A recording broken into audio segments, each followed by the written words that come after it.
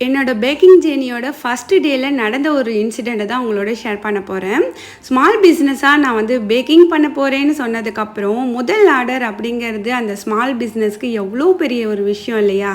அந்த ஆர்டர் எங்கேருந்து வரப்போகுது அப்படிங்கிற ஒரு தேடலோடு தான் அன்றைக்கி டே வந்து ஸ்டார்ட் ஆச்சு. ஸ்டார்ட் ஆகும்போதே வந்துட்டு நான் வீடியோ போட்டிருந்தேன் இல்லையா நம்ம சேனலில், அதனால நிறைய என்கொயரிஸ் வந்துகிட்டு இருந்துச்சு. சரி, ஃபேமிலி ஃப்ரெண்ட்ஸை தாண்டி சப்ஸ்கிரைபர்ஸோட ஆர்டராக தான் இருக்கும் முதல் ஆர்டர் அப்படின்ட்டு நான் ஒரு பக்கம் மெயின் செட் பண்ணிட்டேன்.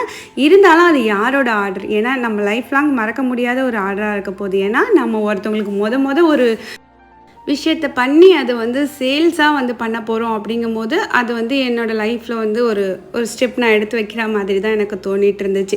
அதனால அந்த ஆர்டர் வந்து யார் கொடுக்க போகிறா அப்படிங்கிறது வந்து ஒரு பெரிய ஒரு எக்ஸ்பெக்டேஷன் இருந்துச்சு எனக்கு. நம்ம யாரோட ஆர்டர் வந்து முதல் ஆர்டராக எடுக்க போகிறோம் அப்படின்ட்டு சென்னையிலேருந்து ஒரு சிஸ்டர் வந்து என்கொயரி பண்ணிகிட்டு இருந்தாங்க. ரொம்ப ஸ்வீட்டாகவே வந்து அவங்களோட என்கொயரிஸ் இருந்துச்சு. என்னென்ன பண்ணுறீங்க அப்படிங்கிற மாதிரி.